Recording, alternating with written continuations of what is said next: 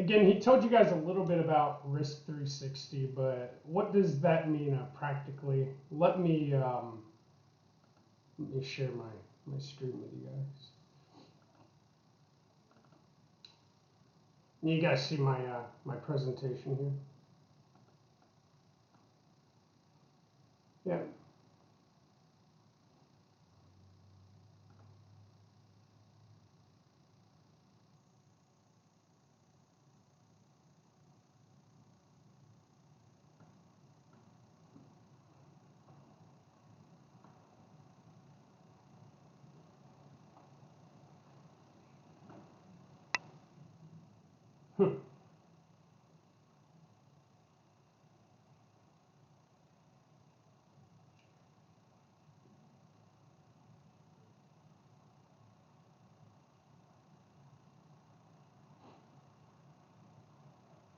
Yeah.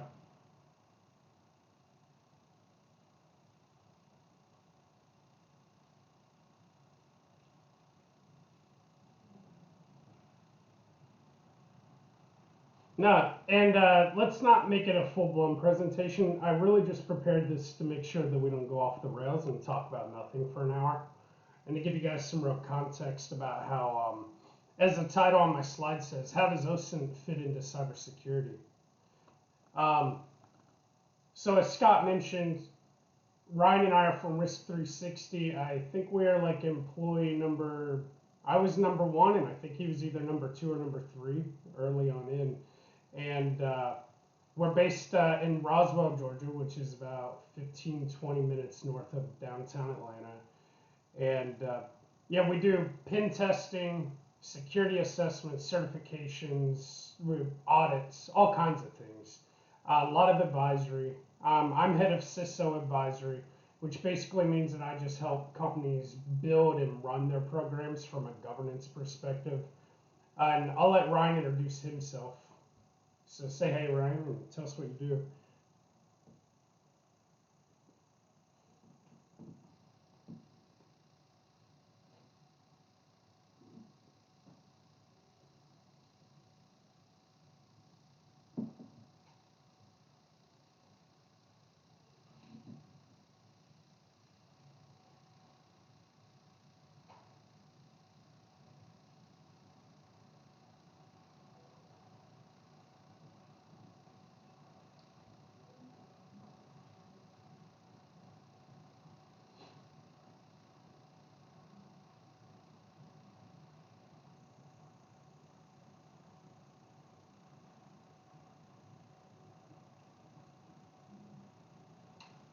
Yeah, and OSINT plays a huge role in that. So I'll quickly run through what I prepared, but by all means, take it off the rails if anything interests you guys. But I really wanted to basically talk through what is cybersecurity, get us on the same page. Dr. Kleinman sent me about 50 articles to read before this class, so I actually read them. And I pulled out the parts I thought were applicable and tried to distill them. So this is all from your articles too, which is kind of cool. And then we'll get into subfields of cybersecurity, just in case you're interested what the job market looks like. This is beyond what Risk 360 does. Then we'll just dive straight in. OSINT, some tools, how do we use it? This is where Ryan shines, because Ryan actually does this. He uses OSINT to actually attack companies. So that's why I invited him. He's the expert. Then he's going to show you guys how to actually get on Tor the right way without exposing yourself and getting yourself totally jacked up in the process. And then Dr. Kleiman asked that we talk about some ethical dilemmas, and there are a lot of them. So, yeah.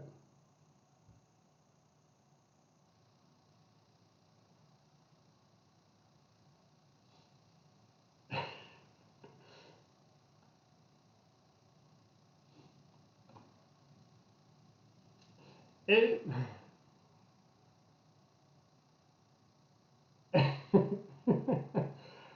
Now, the reality is that real hackers are just normal dudes with nice beards sitting in their apartments. So, so why does this matter? From a cybersecurity perspective, the majority of attacks on businesses, unless it's like insider threats or insider, espionage, threats start with OSINT almost virtually all the time, unless a company is just being very sloppy and has something out of patch. But even then, you may argue that they were attacked through open source intelligence, because those vulnerabilities are discovered through open scanning of publicly accessible information that the company is either purposely or not purposely put out on the public web. Even a phishing attack, the way that they got that information in the first place to target somebody, started with OSINT. So OSINT is really at the core of all cyber fraud and cyber crime, outside of people just committing crimes from within the company. But even then, you may argue that they were influenced by an outside entity that probably found out who they were and targeted them through OSINT. So that's how we're going to tie it together. And let's get on the same page. What is cybersecurity? We look at it primarily as devices, infrastructure, data, users that make up cyberspace, if you will. Cyberspace, I look at that as anything with an IP address. Anything on the connected World Wide Web is part of cyberspace. What makes it cyber is that it's interconnected. And from our perspective, we distill security down into thinking about confidentiality, integrity, meaning it doesn't change from its intended form, and the availability of systems and data.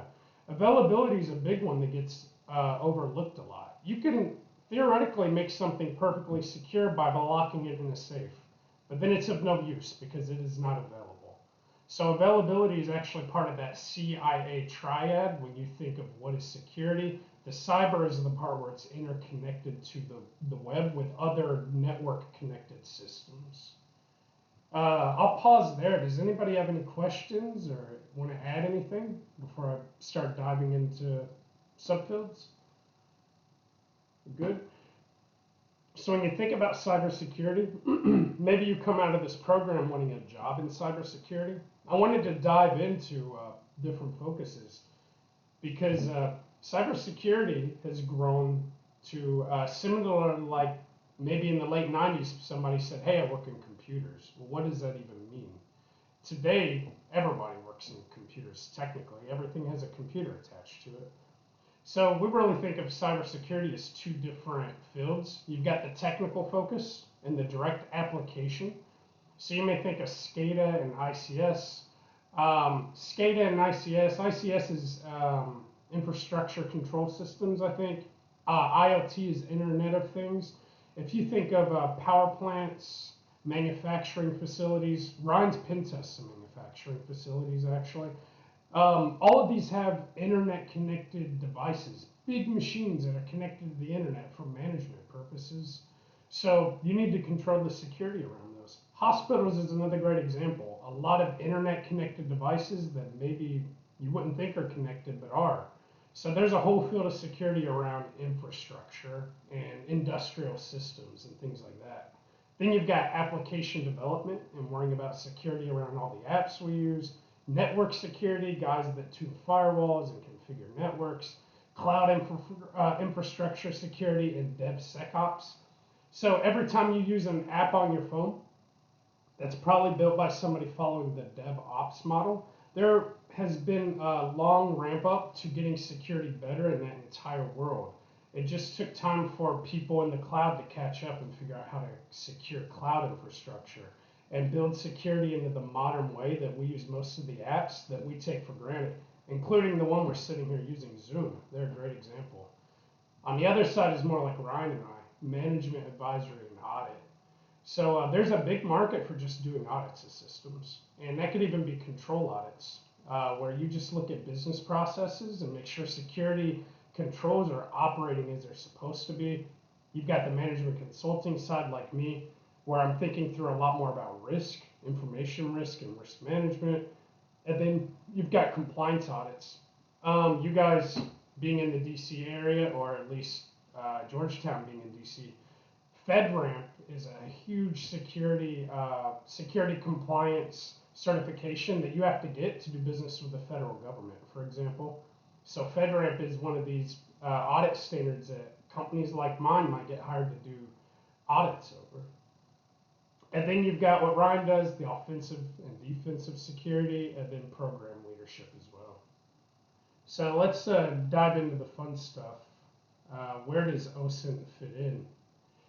There was an article that Dr. Kleinman gave you guys called Privacy, Violating Open Source Intelligent Threat Evaluation Framework. If you guys haven't read the articles, I really encourage you to pick this one up. It was really entertaining, and it did a beautiful job of explaining how OSINT actually fits into this world, the cybersecurity world. And what they showed was they just used a bunch of easily accessible, very popular open source tools. And they went out there and they used public sources of information, and they put together attack chains of how to attack people. And it was in a very simple, easy to follow way that I've actually seen Ryan do multiple times. And at the end of the paper, I think I counted 6 plausible attack vectors that were developed as a result of them just taking all these very widely known, easy to access open source intelligence sources, using tools that they're hundreds of guides on YouTube and blog posts and Nullbyte and all these other resources to learn how to use them. You can go get them free off GitHub or wherever, and you can just start putting together entire I guess portfolios on people, or entire attack chains of little mind maps of how they fit together and what their lives look like, and then actually formulate an attack on them or a company using that information. So it's very real. It's cool stuff, but it's also kind of scary. It'll make you think twice before putting stuff out there, or thinking a lot about what you put out there and how you put stuff out there on the web. And as a company, it's even more important. So did anybody read this paper or have any thoughts or any questions so far? I feel like I'm monopolizing the conversation. So some of those tools that they talked about in that paper, there were a lot, but some of the more popular ones is Shodan, Google Dorks, ReconNG, Maltego, Tenai. I'm going to pause here, though, and give the mic to Ryan. What do you like, Ryan, and what do you use?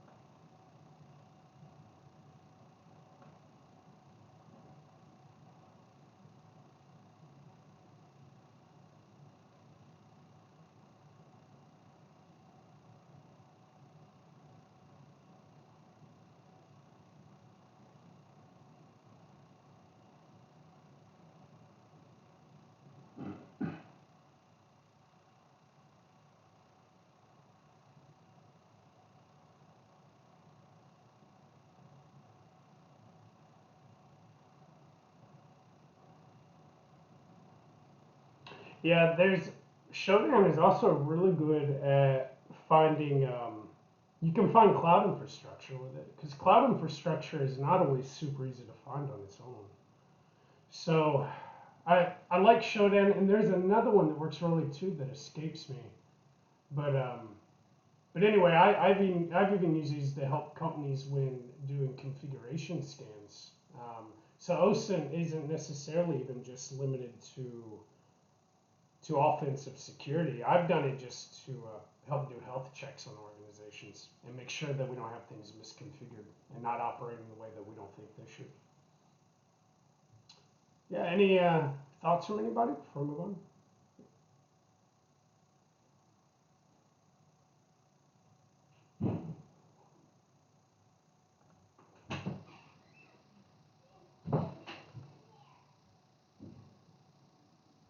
And they got with search on the Google search, and they got a bunch of information based on LinkedIn job postings. So that stood out because based with this information, they can do a social engineer attack. So all the information that's out there that can be used for this attack that maybe don't need a super specific tech information. How can you prepare for that, for avoiding trickery of, for instance, someone who holds a leadership position in this enterprise or these industries?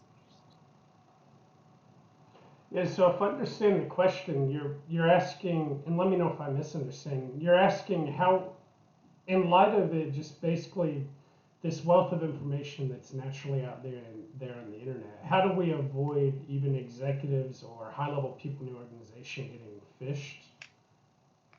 Yes. Um, a lot of it lies in a layered defense in depth approach. The simplest is starting with security awareness and making people aware and teaching them to spot fraudulent emails and attacks. But that really only goes so far, you know. Ryan, as a matter of fact, has built some beautiful phishing tools that really fool the best of us. You know, I mean, he's built a routine that takes you to a Gmail login page that looks identical to a real Gmail login page, and may even be able to fool you into coughing up a multi-factor token that you know you have on your phone. Um, so there's additional controls that you've got to consider. It may be really practical stuff, like for example, if somebody wants you to do any serious fraud, like wire fraud, they have checks and balances built into accounting where you have to have like 2 or 3 way approvals, or you have to have an in-person approval. You know, a lot of it's not always really sexy, high-tech stuff. On the flip side, though, there's also really sophisticated email tools that will basically look at uh, I don't want to get too technical and start throwing acronyms at you guys that you may not be familiar with, but basically there's different email tools that will help you look for fraudulent emails or emails that are not actually who they are from. And there's different ways that they use cryptography and public-private key encryption to do that. But then there's also just really good spam monitoring tools and next-gen AV tools. But I guess the short answer is that it's really all about building defense in depth and having a layered approach to just dealing with it. And what are your thoughts, Ryan?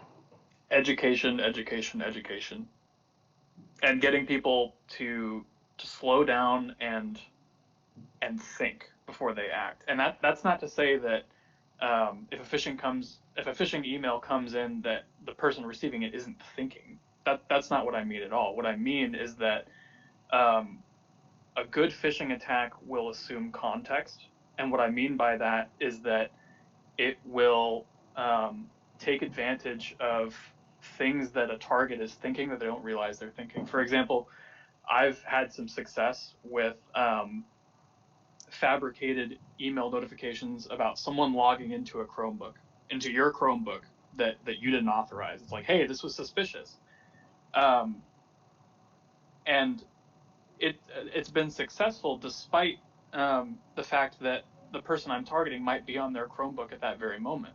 Why would somebody be logging into their Chromebook while they're on it? But they don't think about that, and that's where the weakness is. But if someone stopped and just looked at that email and thought just for a few seconds beyond um, their automatic processing of the information coming at them, um, why would there be a login on my Chromebook when I'm using my Chromebook right now? And then the alarms start to go off, right? Like, this is a weird email, this doesn't seem right. And then maybe they look at the sender address and they're like, that's a weird address. And then the whole effort is shot and the compromise hasn't occurred. Yeah. Any other question, guys? Ali? Yeah, just really quickly. it's a little bit sidetracking, but you two are kind of reminding me of the emails that we get at work of how to recognize phishing. And we, in addition to that, there was a whole nother component, and I don't know if it falls under social engineering. I don't know if I'm using that term correctly. If I am, I didn't do my reading thoroughly enough for this week, but we also got a whole module about how people who want to hack into the company will go so far sometimes as to literally wait outside the building to see, who's walking out, get their plate number, know that that person works there, and, somehow find their social media information. So there's still an OSINT component, but, and then maybe, know who they are and trace their movements and then see if they can follow them into the company. And, we have had on certain occasions, like people just sort of piggyback off of others and get into the building. And my question is, granted the fact that everything's moving online, but is there still that in-person component too? Ryan had a pen test. We jointly worked on this one, so that was fun. Where I was a staple at the company. They knew me, but they didn't really know Ryan, and he piggybacked in and set up a Raspberry Pi in a conference room. He unplugged an IP phone and plugged it into it. And they were so polite that nobody reported it or unplugged it. They thought, some engineering geek left this computer here. And we collected, how long did we collect network traffic, Ryan? Probably like 7 or 8 days. Yeah. And I think it only got unplugged because it became inconvenient. Yeah, someone just needed the phone. Yeah. It happens. We've also had other pen tests where we walked around and we kind of made our way up there. Then we just walk up to a printer, sit down beside it in a common area, and plugged our laptops in and started attacking the company. Nobody said a thing to us. So it's very real. Like that's a huge threat to companies, and we've seen some companies that really want to be open. And it's for the best of intentions. You want to create an open, nice, fun environment, except people just start following other people in. And sometimes it may even be because it's a cool place and people want to work there. So they follow people in and they go up to the receptionist and go, how do I work here? How do I get a job at? And they're like, well, this isn't how. you don't enter the premises illegally. But, Any other questions, guys? I have one. How do you suggest like universalizing the sort of training? Like I know, like Ali mentioned, he gets some of the training from work of like how to recognize. But at least in my education, I'd never seen that until I got it professionally. Oh, so you mean personally? Yeah, take it, I'm sorry. Let me make sure I understand the question. You're talking about personal training, not professional training? So I'm just talking about like, we're talking about, I guess like increased risk for everybody in terms of their personal information. And obviously I think of those of us that work for the government get, all those trainings that you have to click through however many times a year that tell you about the specifics. But yeah, like I guess in terms of common knowledge, like publicly held common knowledge about how to protect yourself or how not to fall victim to these phishing. And I think that feeds well into private sector as well, because you're not having those like common controls of that, like QAQC of training for everybody. How do you suggest kind of universalizing that knowledge? Oh, that's a great question. And I think the answer is long and perhaps inconvenient. So the trainings that you'll get at work are good, but in your question, you kind of hit the nail on the head as far as what usually happens. You click through it, right? Because you have to do it. Your company sends it to you every freaking year, and you're like, it's the same stuff every single time about phishing, and like this never happens to me. I never get phishing emails in my Gmail account because they always end up in spam. But there's again the answer is kind of complicated. What I will say is that there's almost direct correlation between the amount of presence you have on the internet and your attack surface. And that's, I have to start there because that's not something that a lot of people consider. People will sign up for this service or that service, or a new social media app pops up, or one gets in trouble and a company buys it and rebrands it as theirs, as we've seen recently, and it's just something that we sort of do mindlessly. But in the same way that really approaching even like a phishing attempt from a conscious perspective, an active thought perspective, doing the same thing with the services and the platforms you interact with online, even just doing a little bit of research, thinking like, what does this social media platform, for example, really say about me, even though I'm not using it that much? Maybe it's just LinkedIn. Maybe this is my online resume that I can get to people really easily. But what does it really say about me? Most people, thankfully, I think, this is a plus side of humanity. Most people don't think adversarially like that, which is good, except that doing so, it unfortunately constitutes some common wisdom as far as digital presence. I hope that answered your question.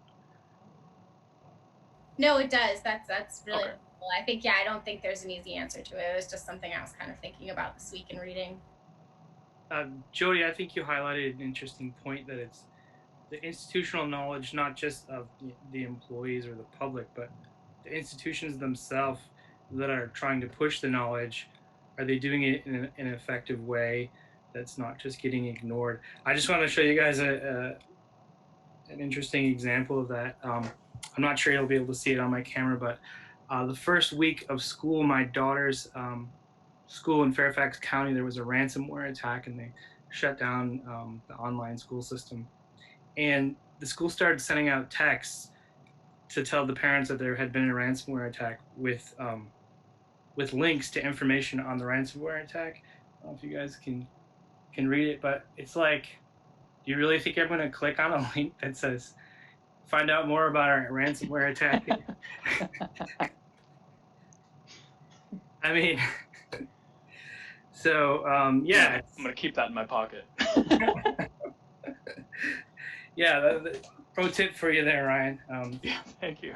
So I actually have a question about the use of these tools. So when I'm not wearing a tweed jacket and smoking a pipe in my university library, I actually work for a bank doing sanctions compliance and intelligence.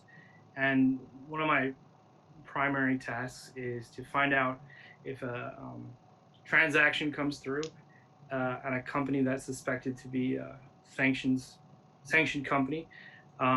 Is it linked, like there might be a subsidiary or a similarly named company, to determine if the company that's in the transaction is related to the company that's sanctioned. So I had a case just this week, actually, multiple cases related to the same one, where a company operating in the UAE, that it was a known front for the Iranian national oil company.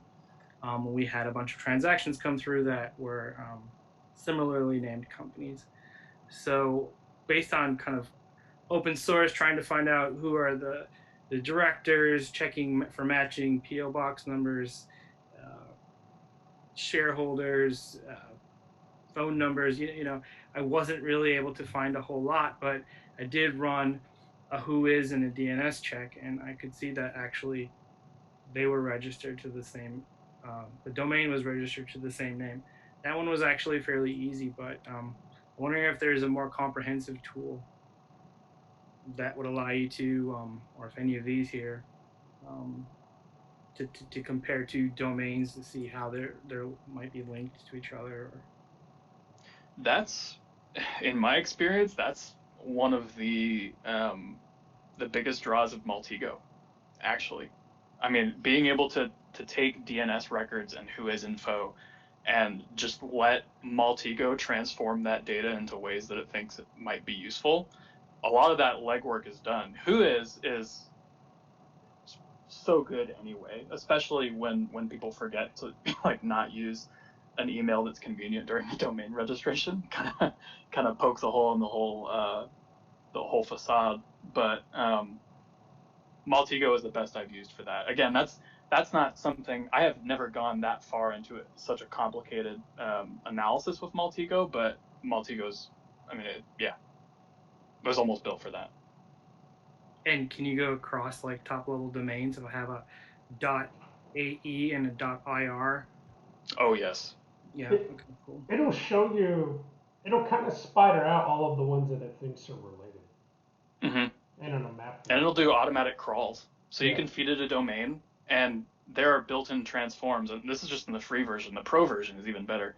But the free version, on a single domain, you can have it crawl DNS records, find corollary servers, domain names that seem to be associated. It'll tell you how it thinks they're associated, and suddenly, I mean, it'll almost like lag your laptop. The web just expands and expands and expands, and then it's like you could start anywhere.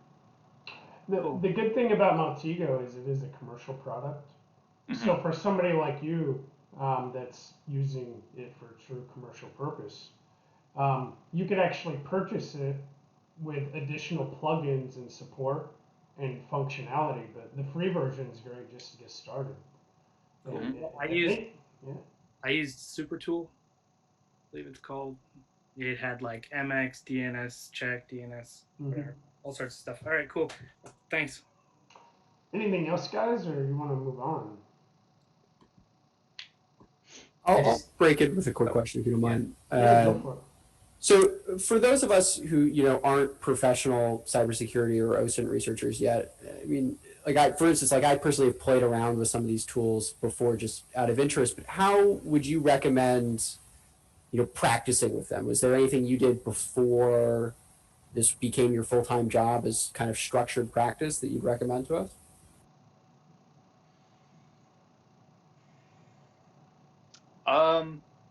This is gonna sound a little bit shady, but find somebody or some company that you want to know more about. Honestly, pick one.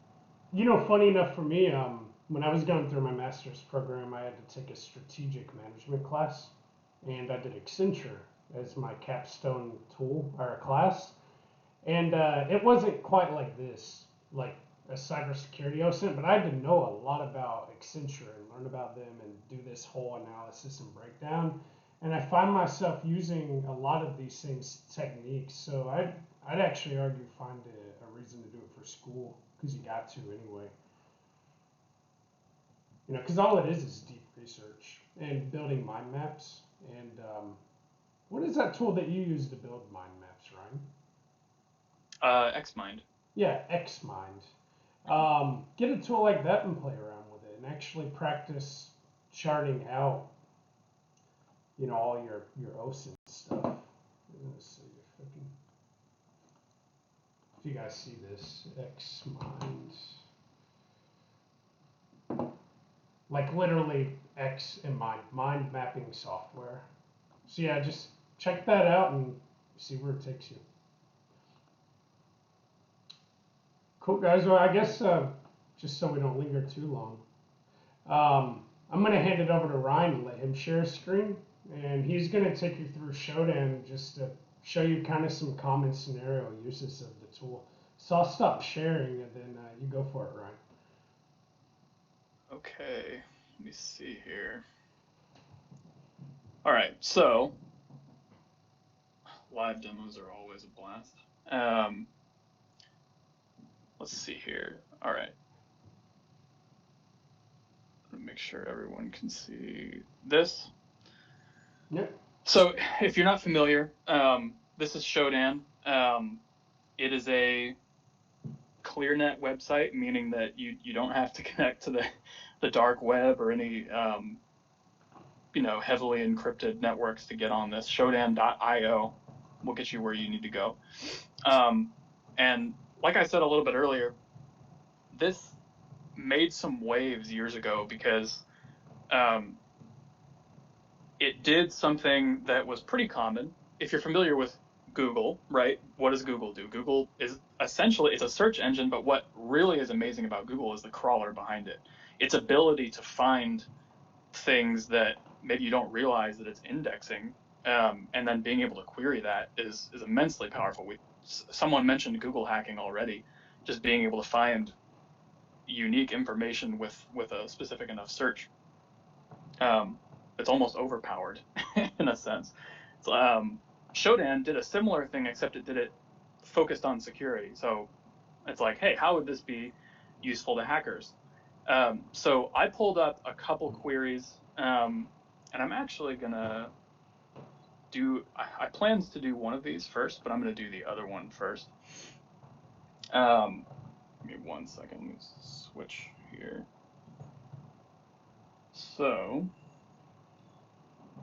again, like I said, what Shodan became famous for was being able to see cameras, webcams, traffic cameras, anything that's automatically connected to the internet and is not secured well. So I figured that would be the best place to start. Something as simple, and again, Shodan has some of this stuff built in. You don't even have to find this stuff out for yourself. A query as simple as IP camera underscore logo turns up a bunch of results. And it's very easy to click into one of these results. And let's see, that's 179. It's very easy to click into one of these results. And I had my window wrong. 1 second.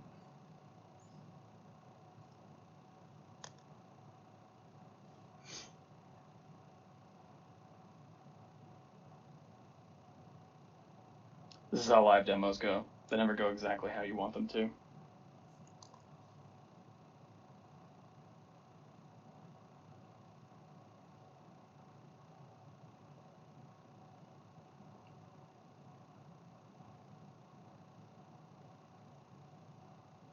So these are supposedly completely unsecured. I don't know where this is. I mean, this is clearly Spanish, but this is a camera somewhere, and it's completely exposed to the internet. And I can move it. I can look around. I mean, this is the culmination of open source intelligence on the public internet. This could be a restaurant. There's a bunch of stacked chairs here. Who knows what this is? This is where Shodan became a household name, because people were thinking, oh my gosh, you can just look at cameras on Shodan. How is that possible? Well, because they're unsecured by default and they connect to the internet by default without anybody knowing. I mentioned earlier. So Ryan, could I just quick break in there? Sure. That's live, right?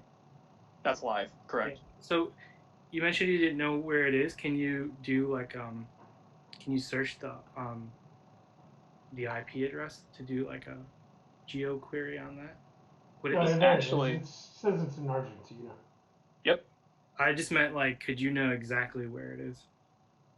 We're gonna stake it out, let's say. The geo IP usually doesn't get that specific.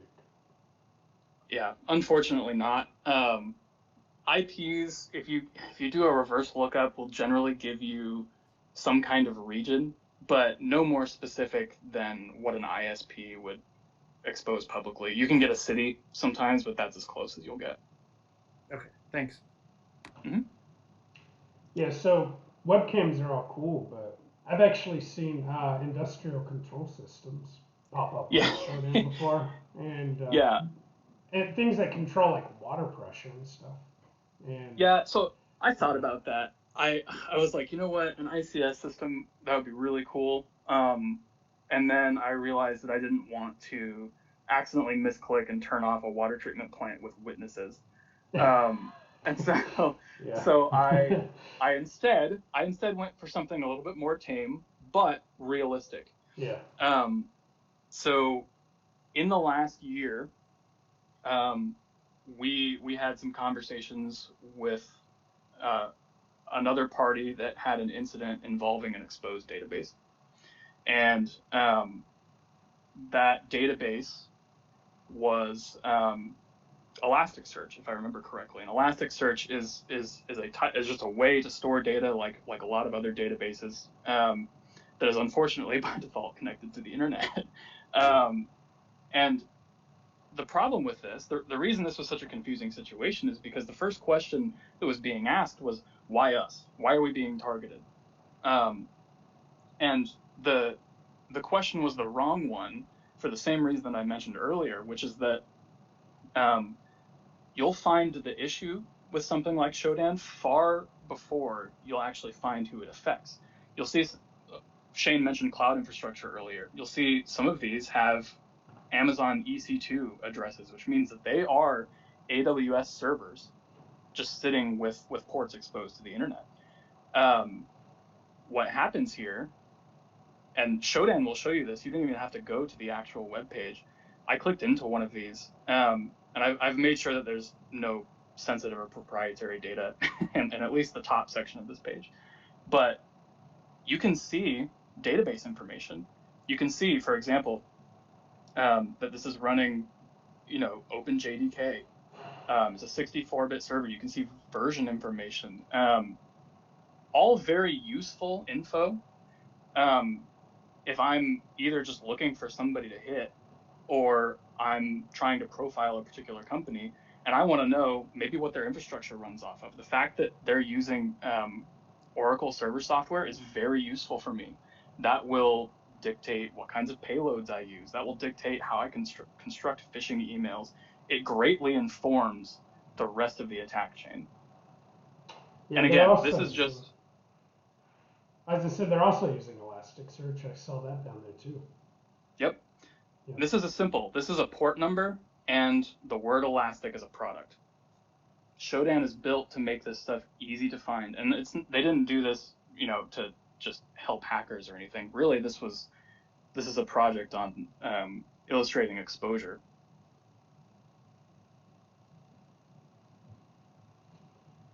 Yeah, cool. Any questions, guys? I saw that there was some chat down there. Somebody mentioned AWS is Amazon Web Services. Those issues, though, are not limited to AWS. I mean, it's really more user error than company issue or infrastructure issue, to be honest. I just wanted an opportunity to get Jeff Bezos, no matter what. Who doesn't? Me and our entire company will appreciate that. So Savannah had her hand raised. Yeah. And then I also see Gabe has his hand up. Yeah, fire away. Oh, yeah. So this might be a dumb question, but as someone who has absolutely no tech background, how, if I had a security camera, how do I keep my camera from ending up on Shodan? What exactly differentiates, the cameras that don't show up on there and the ones that do? Is it just that if you have any minimal security, it won't show up? What does it take? So there are two primary things to consider. The first one is whether or not it has the ability to be exposed to the internet. There are plenty of cameras, Nest cameras, Ring, the doorbell. I mean, they offer features that allow you to be able to expose it to the internet so that you can access it from anywhere. You can be at work and see who's ringing your doorbell. That's a neat feature, unless it doesn't require authentication and someone can crawl IP space and just find a port that's open and see what it says. If it does require authentication, if you go on Shodan, you'll notice that a lot of the popular camera queries designate that they have admin as the username and password. So they might be secured by authentication, but the vendor, which the onus sits heavily on the vendor, the manufacturer of these cameras, how they set it by default, and if they set it with authentication, if they send it with actual authentication, or if they just put in a very weak username and password that is enabled by default. Vendor defaults are a really big conversation right now because they have not been implemented well. Yeah, I mean, the best thing you could do is actually figure out how to log into your device. Mm-hmm. And like Ryan said, change that default username and password. Throw it up in LastPass or some password vault. and then make sure that you disable any of those features that you may not realize are there. And as long as you have it behind the majority of home routers, as in it's plugged into your home router, most home routers by default kind of create a firewall by way of how they're designed to work, so that things aren't just going to naturally be exposed to the public internet unless they're configured that way to be on purpose. You know. You could also just check. You can go to, what'smyip.org, copy it, go into Shodan, and see if Shodan has anything on your IP address. Yeah, there's also, if you want to note this, you can Google port scan, and there are websites out there that you can plug your IP address, put it in a port scan tool, and it'll tell you everything that's popping up on your home network. Mm-hmm. Like, hopefully mine is invisible because I made it that way, but if it wasn't, I'd be like, what's going on? So actually, I was just gonna ask, because earlier you mentioned the wagging the dog, where you're not necessarily targeting the company, but you're finding the vulnerability and then targeting whoever has the vulnerability. But so you can specifically target with Shodan if you have an IP address.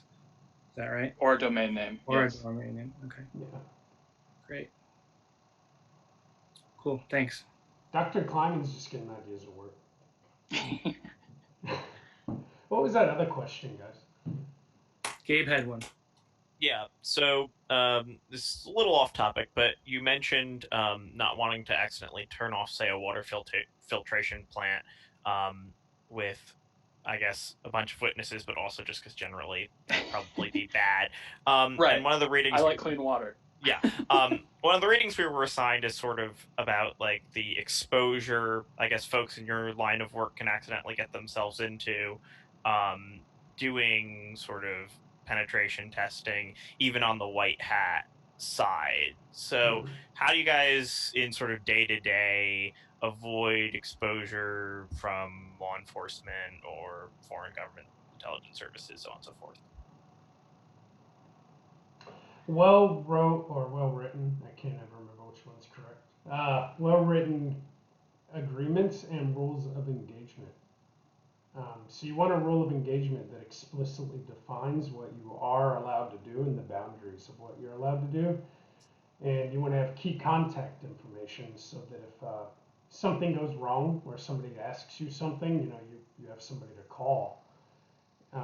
In our case, we're not doing a lot of physical pen testing, but that's really where the risk, I think, is the greatest, is because you're actually messing around somewhere and you may have guards or dogs or police roaming, patrolling. And that's where you want to actually have that get out of jail card, if you will, on you, that signed authorization. But, there was an instance with a firm called Coalfire where they were pen testing a courthouse, I think it was. Wasn't that it, Ryan? I think in Iowa. Yeah. And the cops didn't care. They're just like, we're hauling you off to jail no matter what. So it's just part of the risk of the job at times. Yeah, best place to start is just not touch stuff that someone hasn't explicitly said you can touch. Yeah. Yeah, I mean, we'll even usually ask things like, if we discover the CEO was using Ashley Madison, do we tell anybody? Do you want to know? We will ask us stuff. If we find out your password to your bank account, do you want to know that we found that out? Do you want us to try and crack it? Do you just want us to back off? We'll get to that level of detail in some cases.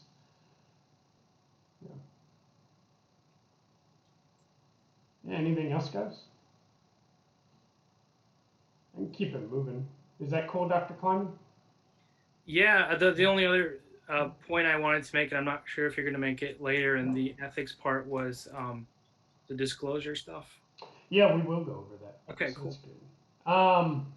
Let's set up the darknet, or the dark web, I'm sorry. You tell us what the dark web is, Ryan. You're a lot more eloquent than I am in better describing this. Sure. So, what is I'll say commercially known as the dark web, is a collection of services, sites, forums, markets that center around doing something that is either legally gray or absolutely illegal. So people, you may hear somebody make the distinction between perhaps the dark web and the deep web. The idea behind one is that anything that you can't see, like an application that you can't log into because you don't have credentials, could be considered the deep web. It's web that you can't access. The dark web gains its reputation a bit from being known for hosting things like drug markets. Unfortunately, things like child pornography and other extremely unsavory things. And it's all commonly lumped together, sometimes unfairly, because there's a lot that can be accessed only by using services like Tor, Freenet, I2P, that is not at all illegal. It's just that the people doing it want to be anonymous and they want privacy. So there's the dark web is amorphous. I think that a lot of people have different definitions of it, but the way people commercially think about it, the way you'll hear it referred to in the media, in everyday talk, is usually talking about like drugs and stuff. So let me see here. So I think that, again, like I said, these networks are multi-use.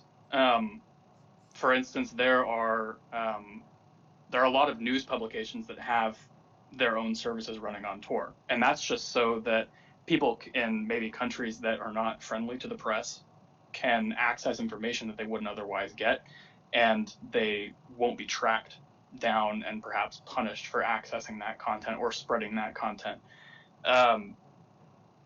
Same with sites like I2P and Freenet. There are a lot of areas of all of these networks that are not inherently illegal, and that in themselves provide a lot of privacy benefit. Unfortunately, there is a lot of other stuff that flies around the dark web, especially pertaining to the topic that we're discussing now, as far as OSINT. Something that commonly happens on a lot of markets, you'll get credit card numbers being sold, you'll get personal information being sold. Those things are often sold on the markets. There's a lot of things that you can access that are not sold that would otherwise be public information that I can actually show you here in a second. One of the most beneficial things I have found, because since we're talking about how OSINT fits into cybersecurity, right? One of the most beneficial things I've found is the ability to query password breach databases. So hopefully everyone's heard about the LinkedIn breach. I think that was 2014 or 2015.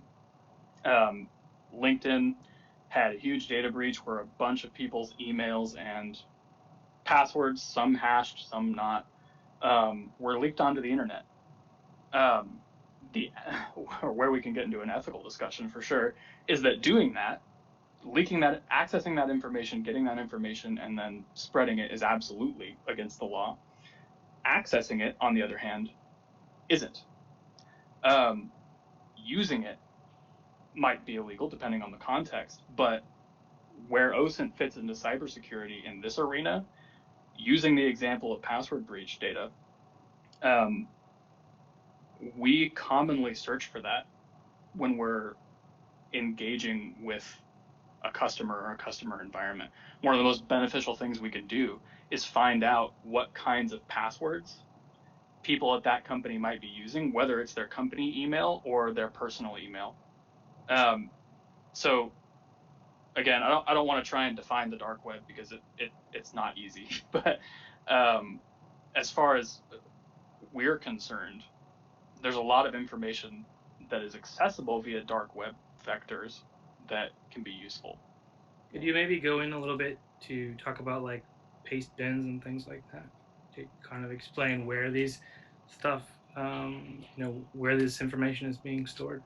on the dark web? Sure. Yeah. So one service I access a lot, and I don't really have an issue talking about this because it's not explicitly illegal. Is a service called PwnDB, and all it is a service set up that does database queries on a set of password breaches. And you mentioned paste bins. There are paste bins on the ClearNet. There are paste bins on the dark web, on Tor hidden services, where people will gain huge troves of data from perhaps an exposed Elasticsearch database on Shodan that they found that has a bunch of usernames and passwords, and they'll put it all up on the internet in mass, so that if it's on pastebin.com or some other private paste service that you can only access over Tor or something, it's thousands upon thousands, if not millions, of lines of text that you can easily search for an email address, or if you want to know how many accounts are using the word password as their password, you can search for that and come up with all kinds of email addresses that you can poke at. Password breach data and private data like credit cards, health information ends up on all kinds of websites, all kinds of ways. You want to dive into a demo? Any other questions from anyone? So I asked Ryan if he would show you guys this Linux distribution called Unix. And if you're not technical and don't know what that means, basically you can download computers that run virtually within your computer. And Linux is a popular, probably the most widely used operating system in the world. Actually, you just don't see it on people's laptops very often. And so there's this one version of Linux called Unix, and it's built by the people that built Tor, I believe. Correct me if I'm wrong, Ryan. And it's a privacy-minded, configured operating system that then you can use Tor in, and it hopefully creates a layer of obfuscation, I guess, or separation between your actual laptop that has all kinds of information about you cached in it, and your browser that you're using to surf the dark web. Because you may not realize it or not, but when you go to a website, there is a lot of information that your browser can be picking up about you and giving back to the website, depending on the type of browser you're using and the plugins that you have installed and how you have your browser configured. You can really just be consistently identified as you move across the internet through different internet technologies, modern internet technologies. So this is meant to save you from that. So I'm going to stop presenting, and you can take over, Ryan, and take it away. Sure, yeah. So some of the benefits of Unix, let me see if I can share my entire desktop here to make this easier. Well, first, where do you get Unix? Just Google search it and grab it? Sure. Yeah, I can't remember if their website is just Unix.org or Unix.com, but this is something that is freely available, and for a reason. So I love that you brought up information available through your browser, because it's kind of scary what can actually be found. So I've downloaded and installed Unix so that I can use it in this demo. And Unix consists of two components. And again, I won't get too in the weeds with this because I don't want to bore anybody to death. But Unix consists of two things. The first thing is the gateway, and then there's the actual VM that you use. The gateway is set up to take every bit of web traffic and route it through Tor or any other anonymizing network that it's set up to use. You don't, you run the gateway, you don't do anything with it, but it does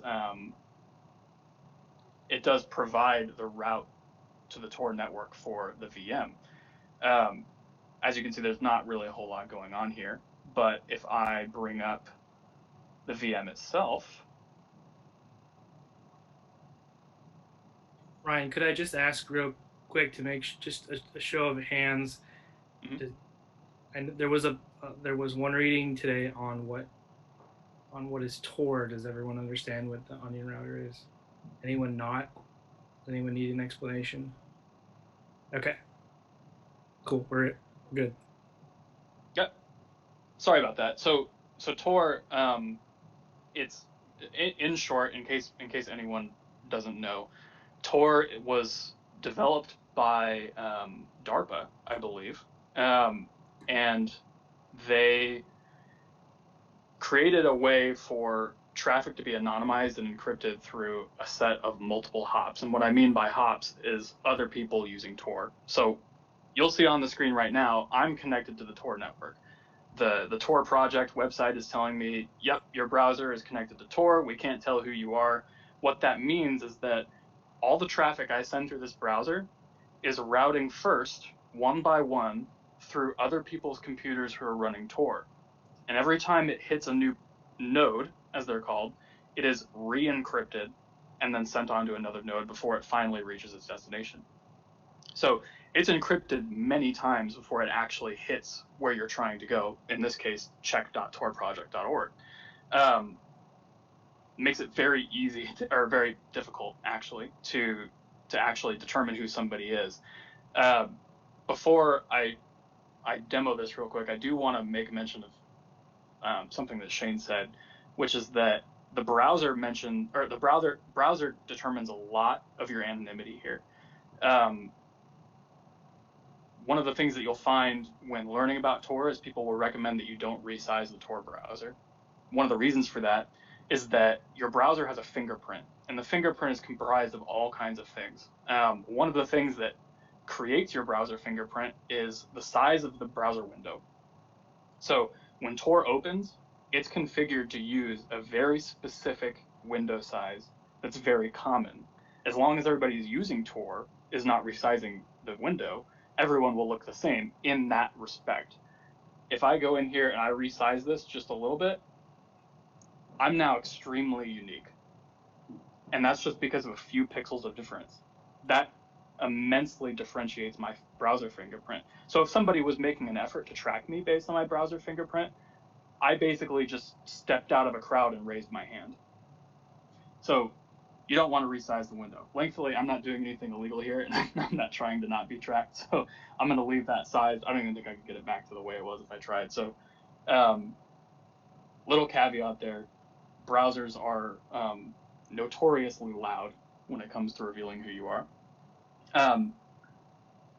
In the course of what I was actually saying, PwnDB is a popular service for getting breached passwords. So popular, in fact, that people have built open source tools to query it.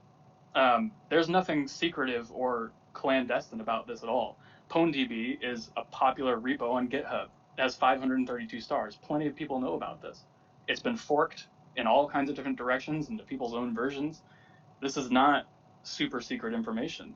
In fact, if you want to know where PwnDB is, all you have to do is go into the source code, go down about 50 lines, and there's the URL to PwnDB, just sitting there in the source code. Again, nothing illegal about this, but hugely beneficial to anyone trying to actually carry out an attack if they want to find passwords leaked by a company.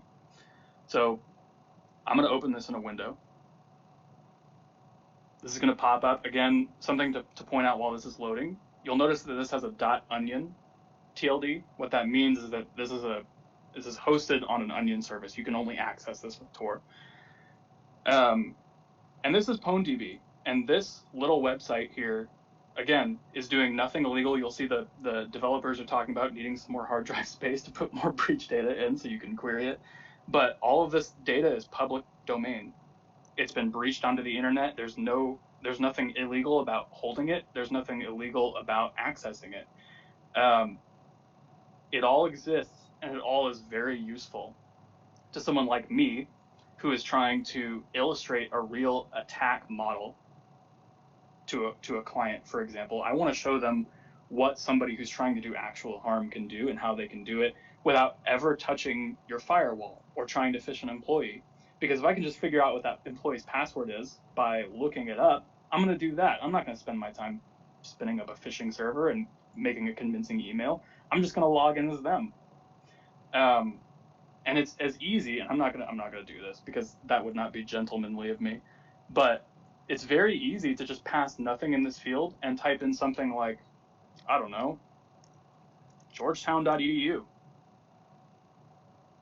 And I'm not gonna do this again, but stuff like this turns up huge numbers of results. And it's very easy to take the results and just turn them into a list and feed them to what is common in pen testing, a password spraying tool, which just means that I have a tool that's going to try logins on a web page very fast, all by itself, and I just have to watch and see which one works. And then I have my way in. This is public. This is open source. This is the basis for something that has gained a lot of popularity in the last couple of years called credential stuffing, where I'm not going to guess at people's passwords anymore. I'm just going to spray ones that I know have been used and see which ones work.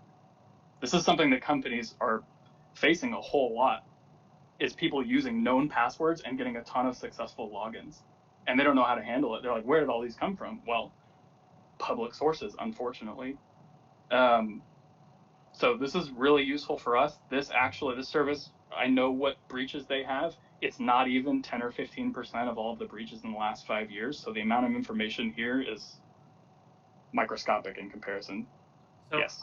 I just want to add that you don't necessarily have to have the password to a specific, company breach. So let's say you can find my password for my Gmail on here.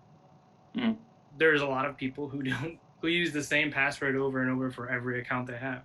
So if my Gmail account password is on here, it's probably likely that my city password is the same, for instance. Mm-hmm. So that's another way of engineering your way in there. And maybe you could expand on that a little bit. Yeah, credential reuse is a big problem. That's why a lot of services like 1Password, Dashlane, LastPass are so good, is because they help you get away from password reuse. I mentioned the LinkedIn. That's, I should refer to it as that from now on. The LinkedIn database got breached in 2014, 2015. One of the reasons that's still useful 5 or 6 years later is because nobody really changes their personal email address much. And everybody uses their personal email address for LinkedIn because they don't want to leave their job and not have access to their LinkedIn profile anymore. So a lot of the emails that got breached from LinkedIn were personal emails, and a lot of people use the same password as this service, especially their email inbox, for everything else they do. So if I find someone's personal email password on the LinkedIn breach database because they use the same password everywhere, I can pretty much guarantee that their name@company.com email is going to be the same or similar. Thanks. Mm-hmm. Cool. Any questions, anybody?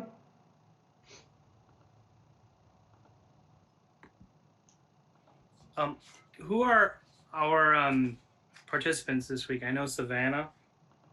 Who else? Sorry. Can you all put your hand up? Like electronically, put your hand up. You want just panelists or audience too? Well, both. All right. Savannah, Lorena. Yeah, I was about to dive into the ethical stuff, and if that's relevant. Okay, so I just want to give them an opportunity because they're all fishing for points here today. So, Gabe, can you have a question? Let me think on just for 1 second, because I used my other good question earlier in the night. All right, Paige. Yeah, I do actually have a question that relates to one of our readings. So let's see. Oh my gosh, I forgot my question. No, it was about the reading that was by DOJ that talked about it was like a cybersecurity guide for practitioners, and it was saying like advising practitioners not to purchase stolen data because it could put you at further risk, and there's like not necessarily legal recourse if a deal with somebody who has stolen data doesn't work out. And I was wondering if you could potentially speak on whether or not there is a high demand from customers for you to negotiate with people who have stolen data. Well, there wouldn't be a lot of incentive to negotiate because it's not like they're getting it back. You know what I mean? It's not like if they purchase it, it's purged. They just bought a copy of their own data. We've never, not that I know of, tell me if you know different, Ryan, we've never had a client request that of us, so to actually go out and purchase their own data. No, we've had conversations about how to identify their own data if it was to end up in a paste bin, for example, but never any kind of like transactional conversations. Yeah, and I mean there are, just to elaborate on that, there are services that do that. One that a company that we're friends with, I guess if you will, is a company called Recorded Future. And Recorded Future actually sells that as a service. Like they'll like a bank, I bet Citi uses them. They will hire them to actually watch the dark web and the world, the normal web. They've just created a service where they find sources of OSINT information, especially related to breaches, and they just watch for it, and then they figure out if it's related to anybody in their client list, and they'll notify them of it and let them know about it. It's actually a really good service. Those are cool dudes. I actually like their company a lot. But apart from that, I mean, the only thing we've ever heard of anybody buying would maybe be keys to decrypt after a crypto malware attack. You know. Yeah. Anything else, guys? Gabe? Yeah. Reggie? So one of the articles sort of made a passing reference to, I think Lockheed Martin has technically copyrighted the term cyber kill chain, but Yeah, the I've cyber heard that. kill chain. Do you guys use that sort of approach when you're attempting to penetrate one of your clients in a test environment, or do you guys have some sort of I wouldn't want you to reveal anything proprietary, but is it like, basically what's your sort of process if you're starting out and a client's like, hey, we want you to see how secure XYZ system is? No, that's a great question. I'm not aware of that. I wasn't aware of that patent, that copyright, but I am now. I'm glad we haven't used cyber kill chain by accident. But we do use the same idea. We call them attack chains. We call them, vector chains. It's just a good way of illustrating it. Will be, so sometimes, in fact, a lot of times, our pen tests are heavily segmented. So we might be asked to sit in the network and we're on one forest of an Active Directory domain, for example. Maybe everything in there looks great. But I have to consider that in a greater narrative. So a better example would be if I'm working on a web application and I find that the web application of this company automatically fills the password field, right? If you were to sit on your computer and type in your username, it autofills the password because that's stored in the browser data. That's problematic for them, and a lot of times they don't see that at first because they're like, that's not like an injection attack on our app. Why does that matter? It matters as soon as it becomes a problem, because whether or not it was a flaw with their app or the actual attack was somebody sitting down at a computer that had been logged in before and logging in and doing damage, it's part of their problem now.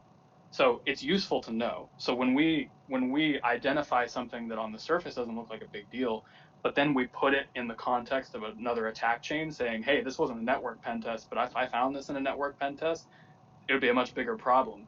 That's still a really valuable finding. Thanks. Mm-hmm. Reggie?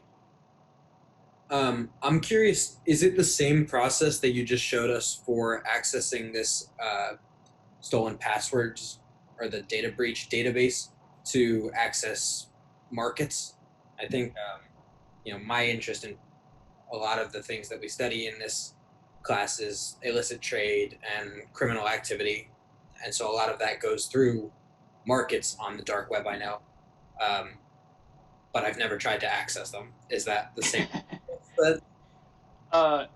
If you were anybody else in any other situation, I wouldn't answer your question. But because I know that this is, I know the purpose, that the answer is yes. Yes, and this is one way. There are a lot of other ways too, and that's not any kind of secret knowledge. The hard part is finding the addresses and knowing Mm-hmm. that they're authentic, because one thing that you run into a lot on the dark web is it's trivial to clone a site. So you Mm-hmm. clone a site, you stand it up, and now you got a phishing or a fraudulent site selling whatever, but you go to do the transaction with some Bitcoin or whatever you're using, and it goes nowhere, and you're out your money. Yep. So finding because there's no what's called a DNS or domain name registry on the dark web. We have the benefit on the public web of it being very crawlable. So you can go to any search engine and figure out what is where, and it's all advertised and easy to find. It's the exact opposite on the dark web. I mean, it's just, Ryan found that address through looking at the source code, in a GitHub repository, so it's just not going to be that easy to find these markets. I've actually asked Dr. Kleiman to find you some LexisNexis articles where people have done research and dug these up, and see if they disclose them in scholarly articles. That's probably where I would look. I'd leverage him if I were you. There are ClearNet websites that keep track of popular onion domains and their statuses. You can find those with a Google search. Cool. A number of the articles that I assigned, a bunch of them that I made Shane read but didn't make you read, but that was for my own fun. There were academic articles where computer scientists had created programs to crawl the dark web and identify these sites, and one of them had used image searches, and other using all sorts of different stuff that I don't quite understand about computer science, but if anyone's interested, I can send those to you. It was pretty cool. It's actually a similar technique that we'll use when crawling really large subnets in a pen test. So you're just guessing. And then when you get a hit and something returns, you use another app that just snaps a picture of the screen, and then it just creates a database of those. And at the end, you just go look at all this work the computer did for you, and you go, okay, well, it found these 5 things that actually look like real websites. Yeah. So that's a good article. Go find it and take a look if that's what you're interested in. Cool. Sorry. Anya? Yeah, my question is, I guess, a little bit more 30,000 feet, but one of our articles discussed how Russia and China both operate Tor relays, or whatever they're referred to as in the tech world. Mm-hmm. And I was just wondering, with the 2020 election coming up, and kind of we're seeing an increase of attacks on both U.S. infrastructure and on regular companies in general. Obviously, defense contractors are a prime target as well. And so I was just wondering whether you guys are seeing kind of an uptick or I guess whether nefarious nation states are using these types of techniques more, and whether you guys are seeing them, and whether each state has kind of a particular favorite way of sort of exploiting these types of tools. I can speak from a client side. We don't usually get into the battle of trying to attribute where attacks come from. there's actually some legal implications of that, because usually to attribute, or whatever it is, to identify an attacker requires you to do things back to them that are probably illegal in the United States technically without authorization. Written authorization. We're talking about like that rules of engagement. So it's kind of legal gray water for us. But in terms of the larger universe, I mean, Ryan's probably knows more about the scene than I do and what's going on. Yeah. So my answer would be a two-parter. So the first part is that any intelligent and enterprising nation state, which is most of them, if not all of them, is going to run Tor relays. The FBI has been known to run Tor relays for a long time. If they're doing it, then the Kremlin is doing it, and China is doing it. It's just part of the game, honestly. And I would say that any kind of campaign to influence something as big as an election is going to be multifaceted. It's going to be misinformation. It may be the interception and modification of traffic, which is akin to what you mentioned, controlling a part of the connection and tampering with it on the way. I think the depths of that are unknown to nearly everyone except perhaps the people engaged in the activity. Yeah. The second part, I like what you said about attribution is absolutely true. It is a dangerous thing. Someone in chat said you also invite retaliation. That's true. There's a great podcast called Darknet Diaries, if you're interested in that sort of thing. That one of the episodes talks about a SANS instructor. There's a guy who on Twitter goes by Malware Jake. I don't remember his actual name, but he was outed for talking too much about the people who were responsible for the WannaCry ransomware. So it's, punching back is not out of the question. And attribution is absolutely a dangerous game. There are a few companies that do it, and they do it, I think, with very light feet, especially because it's very easy to get wrong. Because if a podcaster can talk about what might identify an APT like Fancy Bear as, which is a Russian APT, if they know what the indicators of compromise are, or in other words, the signs that it was them, any other APT could fabricate a portion of their malware or their attack and make it look like somebody else. Attribution is very hard and sometimes almost not worth it, honestly.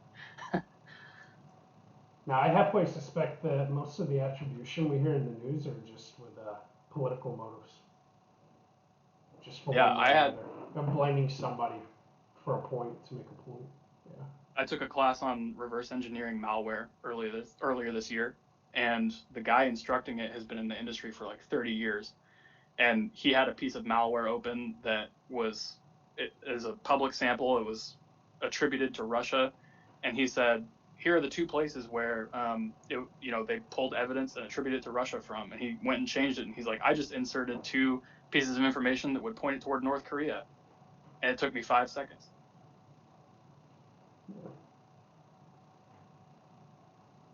Interesting stuff, guys. Yeah, Justin's had his hand up a few times. Sorry. Yeah, I just kind of wanted to drill down in like a similar vein as to what we were getting at. How secure is this really in terms of just kind of ranked threats of like someone's on Tor, is a nation state going to be able to do attribution? Is like a sophisticated kind of malicious actor going to be able to do that? Is, a third-party researcher, or is it just impossible? I think all three, depending on the situation. There are plenty of blogs out there by very intelligent and talented people who have found or discovered some really nefarious stuff just using open source intelligence techniques, and they weren't contracted by the NSA. They weren't employed at one of these giant security research companies. There are also security research companies that are doing all kinds of work to try and break protocols like the onion routing protocol for all kinds of reasons. I think that a lot of that stuff is determined by the activities of the person they're trying to track. A lot of attributions start with mistakes that are made. For example, the guy he's a North Korean guy who has been mostly credited with the WannaCry attacks back in 2016, 2015, somewhere in there. He was identified because he made some mistakes in the emails he was using. That had nothing to do with Tor. He was using anonymizing networks, but it didn't matter. He slipped up and he got caught. He hasn't been arrested, but we know who he is. So I think it all depends. I have read articles too where sophisticated nation states have figured out how to track people moving and being routed through the various Tor nodes. I mean, Tor was basically developed by the Navy, so they engineered it. They know how it works, and if they do, other sophisticated entities do as well. So there is no such thing as true anonymity. You can be found out. It would be extremely difficult to truly trace or erase your tracks, if you will. And, yeah. Ali, and then we need to get them back on track, and then we can end with some questions. Yeah. I'm willing to hold off my question until the end. Yeah, you want me to get to these last few slides? Yeah, thanks. Sorry we went so long, guys. If anyone, sorry for asking questions. If anyone needs an individual break, break off on your own. So this last part is, we've already been talking about this. Ethical dilemmas when using OSINT. I'm just going to throw out these questions. Is it ethical to use otherwise personal data made public? Where's the line between open and private data made publicly available? Is witch hunting, vigilante justice, doxing, hacktivism, is that okay? What we're talking about here is if there's somebody that's doing something you don't like and you expose them and it ruins their life, even if it's something you think is wrong, is it okay to expose them? And then the last bullet point I had, this isn't exhaustive, I just had some ideas and threw them in here. Is it okay to use OSINT when hiring, making lending or leasing decisions as part of college entrance determinations or other decisions? There are federal laws that do govern some of this, but in other cases, maybe the law is a little bit less specific or more vague. And I'll throw this one in here because it's a related topic and we can talk about them together. But there's also this idea of responsible disclosure, and that is discovering vulnerabilities about companies. And Ryan just showed us, he discovered an open database on the internet when he's using Shodan. What if you probed that database and found out that it was related to a healthcare organization and they had a bunch of PHI or protected health information exposed to the public internet? He technically broke the law because it is technically illegal in the United States to access any computer system without written authorization to do so. But it's out there on the web. So let's say that he went and he told that healthcare organization, and let's say it was a very litigious organization with a lot of lawyers, and they said, well, this guy, he just hacked us and he wants to harm our reputation, and we're going to have him thrown in jail. That's happened, and the FBI will haul you off to jail in the wrong situation. Is that okay? Should it be legal to responsibly disclose vulnerabilities, or should it remain illegal, or where's the line there? So this is definitely an open discussion. There's not right or wrong answers to a lot of these things. It's really just a matter of where does the law fall on it and where does society fall on it. And I think these are things that are really kind of shift over time. They're almost like culture. I think you talk to different generations of people. You talk to somebody from the baby boomer era versus somebody from the millennial or zoomer era, you're going to get night and day opinions on a lot of these items. So I'm going to shut up and open it up and start asking questions, lead the conversation where you want it, Dr. Kleiman. So if I could just prompt some conversation. In the first 2 weeks of our class, we touched a lot on ethics and tried to pepper that throughout the remaining weeks, but one of the main issues was if something, the difference between something that's publicly available or that something that's been publicly disclosed, right? So in the instance that it was left by mistake, publicly available, but not necessarily put there on purpose, is it ethical to even use that? Does it fall within, the rules of engagement for general open source intelligence? Is it something that you should use as a source? So I'd like to open that up to further discussion amongst the students and bounce that off these guys. Is it open source? What do you think, Shane? Is it open source? When I think of open source, I think of software, and open source software is always made intentionally open. And it usually has a state of use, and there's licensing around it. So there's even rules around how you use things that are open. So my feeling is that when private data is made available, I think it is important to use it to protect ourselves, but I think you should take extreme moral issue if you use it to break into your ex's Facebook account or blackmail somebody. That's always wrong anyway. But to take advantage of somebody, I mean, you gotta draw a line personally. Savannah?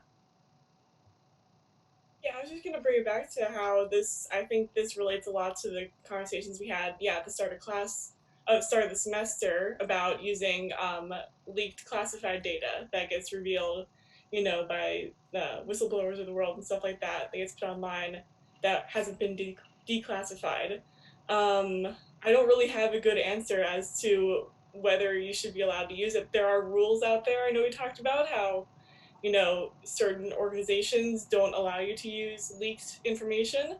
But I mean, if you're working for a US organization and it's leaked Russian military documents, something like that, you probably would be pretty tempted to use it. I think it's pretty similar here where, private data that's online, ethically you probably shouldn't use it, but there might be situations there, where it would be very useful if you wanted to use it. So yeah, I don't really have a good answer, but it's an interesting correlation, I think. I'll give a controversial point of view. Take Edward Snowden. I've had clients that are a little bit older than me that said Snowden should be thrown in jail. He's a bad guy. I don't know all the details of what happened with Snowden, but if Snowden had snuck out of the NSA with confidential data that hurt the United States and he leaked that, I take issue with it. But if what he leaked were slide decks that showed that there was mass illegal, non-constitutional surveillance, I thank him for it. So it's very it's hard to make a judgment call, and some may argue both ways, and some may argue that he did both. I actually don't know, because it's one of those things that it's hard to actually know the truth about for me personally. But so I think exposing mass wrongdoing or mass harm to the public, I'm almost like, well, if that gets taken from somebody like Snowden, put up on WikiLeaks, should journalists not use it to expose, mass wrongdoing by our leadership? Does anyone else want to jump in? Shane, are you done with the slide? Yeah, I can stop. Yeah, that way I can see everyone, because right now I can only see. Sorry about that. No problem. Alia, I think you're on board this week. Yeah, I don't have. Can I actually ask a question rather than answering your question? Is that okay with you? Yeah. So, well, first of all, thanks a lot for this fascinating presentation, and for someone who has a close to zero experience in the field of cybersecurity, this is fascinating to me. But my question about this pen test that you were talking about and ethical hacking, and I'm curious, how do you ensure that your team members or junior officers are following the rules of engagement and they are actually, sticking to the rules and behaving well. And also thinking, from the perspective of the client, like how clients can be confident about, the work the ethical hackers do for them, if that makes sense. Yeah, it does.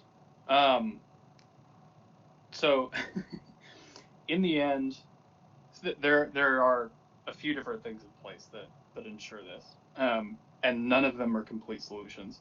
So we always have scoping documents. We always sit down with the people that are wanting us to do these things, and we say what is out of bounds and what's not. And we, as part of a contract that has legal backing, we cannot touch anything that we've not been given authorization to. And there are, even outside of that, there are tensions that keep that in line. If I don't do that, if I go out of bounds and they're not okay with that, I could very well face prison time. That's something that is sitting on me, right? And I don't want to go to prison. Not that bad. So so I don't do it.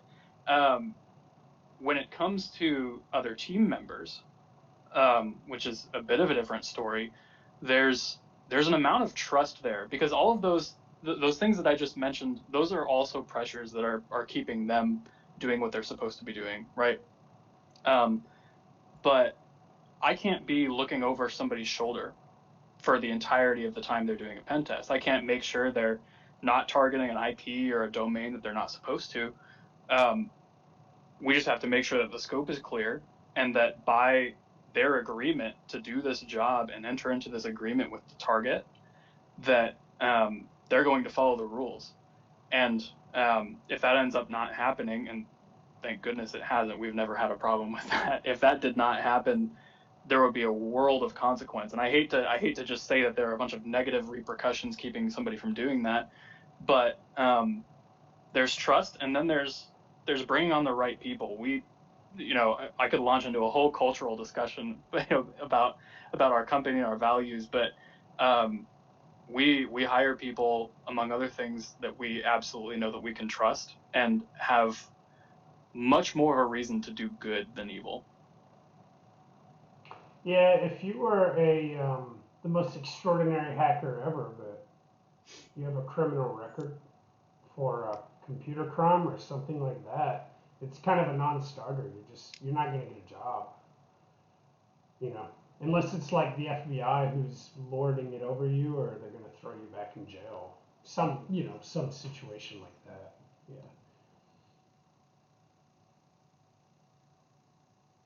Yeah. Can we hear again from Raina? Maybe she's on a break. Sorry, Reggie? So I guess back to the question of how much these kinds of things are open source, it seems to me that there's a buffer between the information that's available on the dark web or the deep web. I don't know if I'm using those terms correctly, but and them being publicly available, and that buffer is one of skills. I don't know if I could go into source code like Ryan did and find a URL to go access one of these things. And so that strikes me as being something that's not publicly available if it requires expertise beyond what the average person might have. Well, Ryan developed all his expertise with open source information. There's nothing really stopping you from becoming Ryan. It's just a matter of what do you like to do with your free time and what interests you, to be honest. Because you can practice it like you learn to play guitar really well. It's just a skill set that you build like anything else, and it comes together over time. Lorena, could we hear from you again? You're on the spot. Make something up. Yes, so I was seeing that the FBI announced their new cybersecurity strategy like 2 weeks ago. And well, they stressed the need to foster partnerships with the private sector. And after reading this book's readings, it seems to me that the private sector is way ahead in terms of their cybersecurity measures and methods, and especially like big companies. So I was wondering how the federal government factors in, specifically because I mean how uh, like your company work with FBI, if at all, or with CISA, which also is a newly created agency of DHS. We've we've not been pulled into conversations with law enforcement before by way of being a services firm. We've had clients that do have open lines of communication, usually ones that are in the financial sector, because they'll naturally deal with fraud, and you want the FBI to help you solve the fraud. So that's really sector driven. And in terms of a private sector being ahead of the government, I think it just all depends. It's really, again, it's more sector driven. The financial sector, for example, is probably some of the most advanced out of all of them, versus healthcare, which is really lagging behind them, unfortunately, because that really impacts all of us individually. But within the government, I've seen the same thing. I used to be a contractor, and I'd worked for a few entities. Like I guess I'm at liberty to say, like, I worked for the Fed Reserve a while, and their security was insane. And I worked for Fannie Mae a while, and their security was insane. But then there are other entities that I touched that, yeah, I mean, it was just like, wow, what's going on? Especially at local and state government levels. So it just varies so widely. It's hard to make those generalizations of who is better than others. You know. Yeah, I don't think you can view either of them monolithically, right? I mean, Lockheed is going to have security for all kinds of reasons that vastly outweighs, the office building down the street. At the same time, you may have local, state governments, maybe even federal government sites that are not well secured, but it was also popularly believed that the United States government was the body that created the exploit used in the biggest ransomware attacks the world has still seen. So there's a section of the government that's really good at it, and there are sections of governments that aren't. And the same goes for private companies. Yeah. I would say even within a single government agency, depending upon the level of the operation. For instance, if it's the FBI and they're just initiating a field office, they're probably not deploying the full resources of FBI cyber. You've got some special agents who are just doing some initial poking around or whatever, right? So even within that agency, there's a whole spectrum of what resources they can and will, and when they'll use them. Yeah. You guys all look exhausted. You didn't really get a break, and so I think our guests we've kept them much longer than I promised. So if everyone else is cool with it, I'm ready to call it a night. You guys? Cool. Hey, I'm tired, bro. So. Well, Shane and Ryan, this has honestly been one of the most fascinating guest presentations we've had. I think most of them would probably agree.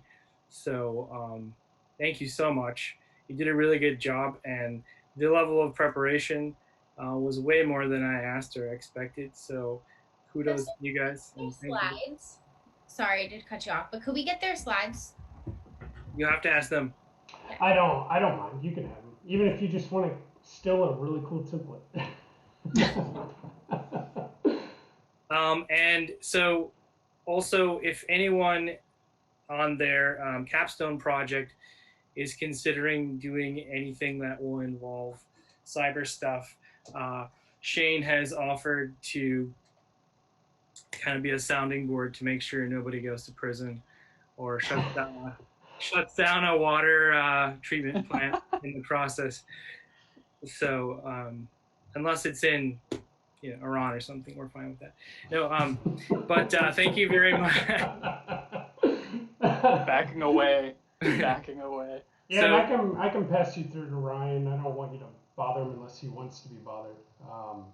But you can get my email from Dr. Kleinman or find me on LinkedIn or whatever works, if you like.